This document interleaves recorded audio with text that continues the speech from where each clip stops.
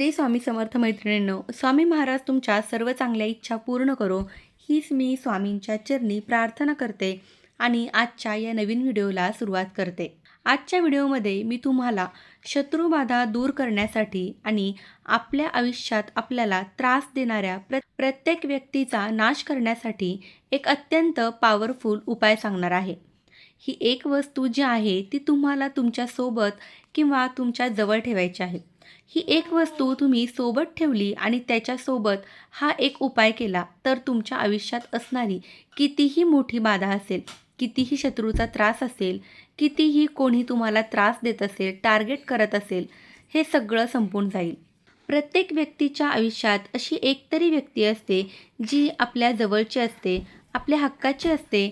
कधी ती आपल्या शेजारची असते तर कधी ती आपल्या नात्यातली असते. बऱ्याच वेळा ती व्यक्ती आपल्या रक्तातील असते.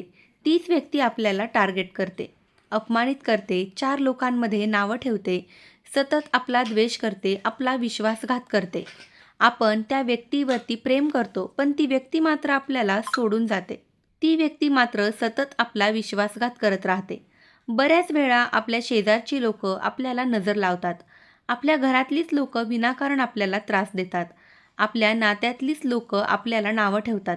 तर बऱ्याच वेळा अशी काही लोक असतात जी आपल्यावरती करणी बाधा, तंत्रमंत्र या गोष्टी करून आपल्याला त्रास देण्याचा प्रयत्न करतात.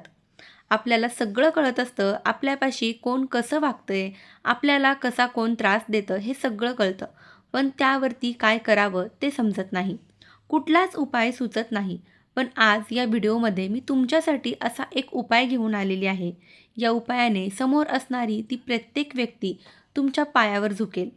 ही वस्तू तुम्ही तुमच्या सोबत ठेवली तर ज्या व्यक्तीसाठी तुम्ही हा उपाय केलेला आहे ती व्यक्ती अक्षरशः तुम्हाला शरण येईल.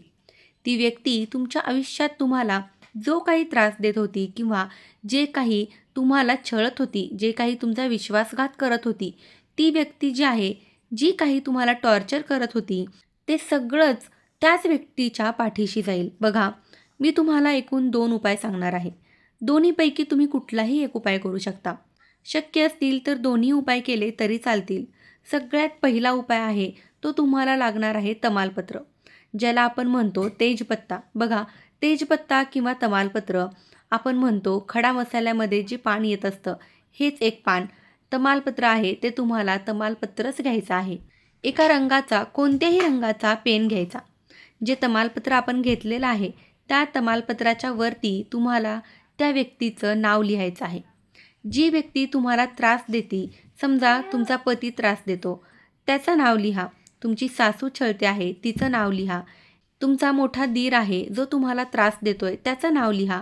मैत्रीण आहे मात्र ती आता वैऱ्यासारखी वागते, तिचं नाव लिहा. शेजारची एखादी व्यक्ती काहीतरी करणीबाधा करते तिचं लिहा. ज्या व्यक्ती तुम्हाला त्रास देत आहेत त्या व्यक्तीचं नाव तुम्हाला त्या तमालपत्रावरती रंगाच्या पेनाने एका शब्दात लिहायचं आहे. जे नाव असेल ते लिहायचं. नाव लिहून झालं की त्याच्यानंतर ते तमालपत्र फोल्ड करायचं, गोल करायचं. एकदा दोनदा जेवढे वेळा तुम्हाला शक्य होईल तेवढ्या वेळा ते राऊंड करा, टर्न करा आणि त्याच्यानंतर लवंग घ्या. आता लवंग किती घ्यायच्या तर तुम्ही तमालपत्रावरती त्या व्यक्तीचे जे नाव लिहिलेलं आहे त्या नावात जेवढी अक्षर आहेत तेवढ्या तुम्हाला लवंग घ्यायच्या आहेत. समजा मी त्याच्यामध्ये नाव लिहिलेलं आहे सागर, तर सागर किती नाव आहेत? 3, म्हणून मी 3 लवंग घेणार. समजा मी त्या तमालपत्रावरती लिहिलेलं आहे गीता, तर गी आणि ता 2 अक्षर आहेत म्हणून तुम्हाला 2 लवंग घ्यायच्या आहेत. समजा त्या तमालपत्रावरती मी माझ्या सासूचं नाव लिहिलेलं आहे, जिचं नाव आहे राजेश्वरी. राजेश्वरी किती नावं आहेत म्हणजे किती अक्षर आहेत? 4, म्हणून मी 4 लवंग घेणार. तुम्ही जे नावं लिहिलेलं आहे त्या नावानुसार तेवढ्या लवंगा तुम्हाला घ्यायच्या आहेत आणि तेवढे लवंग तुम्हाला आता त्या तमालपत्राला टोचायचे आहेत. टर्न केलेले, राऊंड केलेले जे तमालपत्र आहे त्याला तुम्हाला तेवढ्या लवंगा टोचायच्या आहेत. ठीक आहे. आता तेवढ्या लवंगा टोचून झाले की त्याच्यानंतर हे तमालपत्र एका रंगाच्या कपड्यात घ्यायचं. एक छोटं रंगाचं कापड घ्यायचं, त्या कापडामध्ये तमालपत्र ठेवायचं. त्या तमालपत्राला गाठ मारायची. आता ही तयार केलेली तमालपत्राची पोटली उजव्या हातात मुठीत घ्यायची. हाताची मूठ बंद करायची. जी व्यक्ती तुम्हाला त्रास देते आहे, जी व्यक्ती तुम्हाला सतत टॉर्चर करत आहे, म्हणजे जे काही तुम्ही नाव लिहिलेलं आहे त्या व्यक्तीचं त्या व्यक्तीचा चेहरा डोळ्यासमोर आणायचा. एक 5 मिनिट त्या व्यक्तीचा चेहरा आपल्या डोळ्यासमोर आणायचा आणि त्याच्यानंतर जो मंत्र सांगते तो मंत्र फक्त आणि फक्त 108 वेळा म्हणायचा. खूप साधा आणि सोपा मंत्र आहे. मंत्र व्यवस्थित ऐका. ओम शरण्ये ओम शरण्ये. पुन्हा एकदा ऐका. ओम शरण्ये शरण्ये वश वश ओम शरण्ये. शरण्ये वश वश ओम शरण्ये. शरण्ये वश वश ओम शरण्ये. शरण्ये वश वश हाच मंत्र आहे. तो 108 वेळा म्हणायचा. ओम शरण्ये शरण्ये वश वश. ओम शरण्ये शरण्ये वश वश. ओम शरण्ये शरण्ये वश वश. म्हणजे तू शरण्ये, तू शरण आणि तू माझ्याकडे आकर्षित हो. वश म्हणजे काय?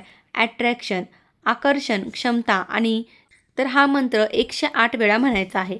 आणि त्याच्यानंतर हे तमालपत्र त्या कपड्यातच तुम्हाला बांधून तुमच्यासोबत 3 दिवस ठेवायचं आहे.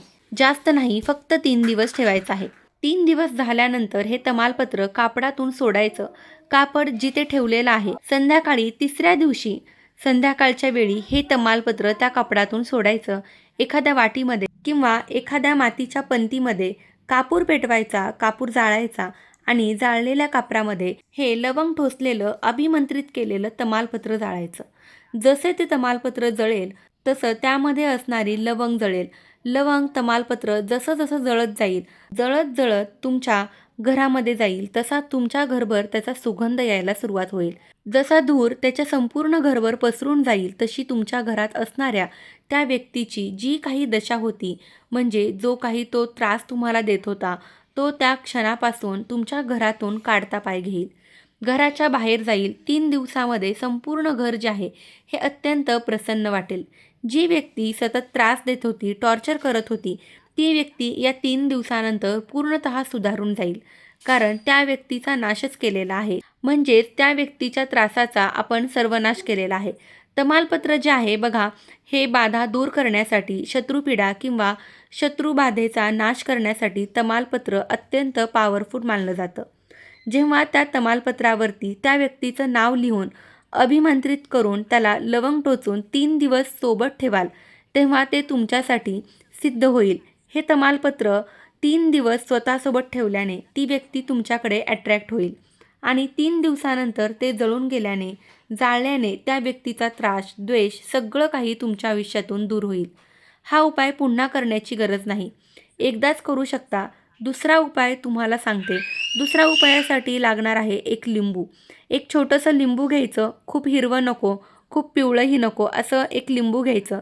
त्या लिंबावरती रंगाच्या पेनाने नाव लिहायचं. तुम्हाला ज्या व्यक्तीचं नाव त्या लिंबावरती लिहायचं आहे, जो व्यक्ती तुम्हाला त्रास देत आहे, त्या व्यक्तीचं नाव तुम्हाला त्या लिंबावरती लिहायचं आहे. जे लिंबू आहे ते स्वतःवरून 7 वेळा उतरवायचं. तुम्हाला त्रास होतोय, तुमच्या मागे त्या व्यक्तीचा त्रास आहे, म्हणून स्वतःवरून हे लिंबू 7 वेळा उतरवायचं. 7 वेळा उतरवून हे लिंबू घराच्या बाहेर घेऊन जायचं. त्या लिंबाच्या 7 फोडी करायच्या. 7 उभ्या आडव्या कशा पण करा, पण 7 फोडी करा.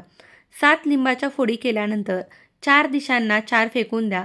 5वी फोड वरती, 6वी फोड जमिनीमध्ये. समजा आपण असे उभे आहोत, तर एक या दिशेला, एक या दिशेला आणि 4 दिशेला 4 लिंबाच्या फोडी फेकल्या. 5वी वरती जाईल, 6वी खाली येईल आणि 7वी लिंबाची फोड जी आहे ती शिल्लक राहील, ती तुमच्या मागे जाईल. जसे तुम्ही उभे राहता, कुठल्याही दिशेला उभे राहता, तुम्ही जसे उभे राहे, तुमच्या मागे 7वी फोड फेकून द्यायची. घरात येण्यापूर्वी हातावर पायावर पाणी घ्यायचं. हा उपाय तुम्ही कुठल्याही शनिवारी करू शकता. ज्या शनिवारी कराल त्या शनिवारपासून सलग 4 शनिवार करा. 4 शनिवारमध्ये पूर्णतः अनुभव येईल. जी व्यक्ती सतत टार्गेट करत होती, टॉर्चर करत होती, ती व्यक्ती तुमच्या आयुष्यातून कायमची दूर होईल. त्या व्यक्तीचा त्रास संपून जाईल. जी व्यक्ती सतत तुम्हाला अपमानित करत होती, ती व्यक्ती तुम्हाला मानसन्मान देईल. ती व्यक्ती तुमच्या मागे पुढे फिरेल.